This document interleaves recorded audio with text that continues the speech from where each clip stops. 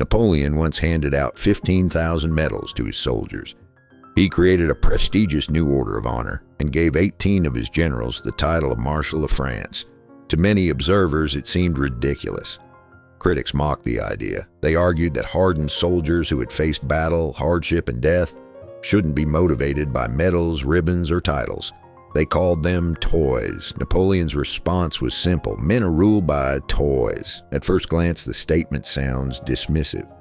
But he wasn't talking about medals. He was talking about something far deeper. He understood that people desperately want to feel important. They want recognition. They want respect. They want to know that what they do matters. The medals themselves had little value. The feeling attached to them had enormous value. And that understanding helped Napoleon inspire extraordinary loyalty. This reveals a principle that sits beneath almost every successful interaction with people. People do things more willingly when doing them makes them feel good about themselves. Think about the difference between forcing someone and inspiring someone. You can pressure a person into action, you can use authority, you can use guilt, you can use fear, and sometimes those methods work temporarily. But the results are usually limited. People do the minimum required. They comply without enthusiasm. And the moment the pressure disappears, so does their motivation. Now compare that with a different approach. Imagine helping someone see why an action benefits them.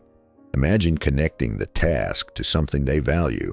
Imagine making them feel important, respected, or capable in the process. The task itself hasn't changed. The willingness to do it has. That's because motivation rarely comes from force. It comes from meaning. The most effective leaders understand this. They don't constantly ask, how do I get people to do what I want? Instead, they ask a better question. How can I help people want to do it?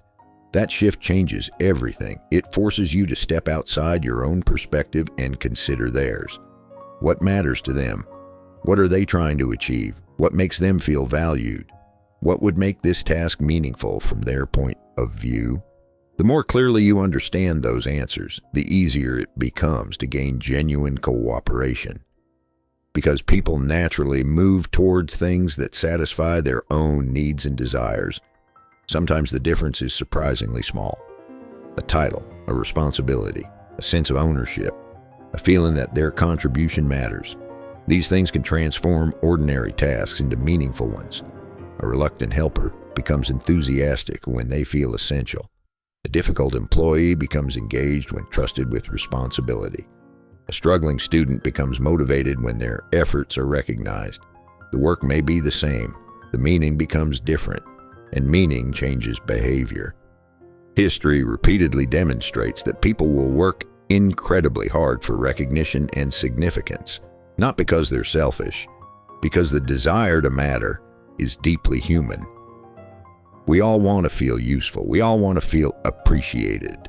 We all want to believe our efforts make a difference. That's why recognition is so powerful when it's sincere. And that's also why manipulation eventually fails. There is an important distinction between helping someone feel important and merely flattering them. One is genuine, the other's fake. People may not recognize the difference immediately, but eventually they do.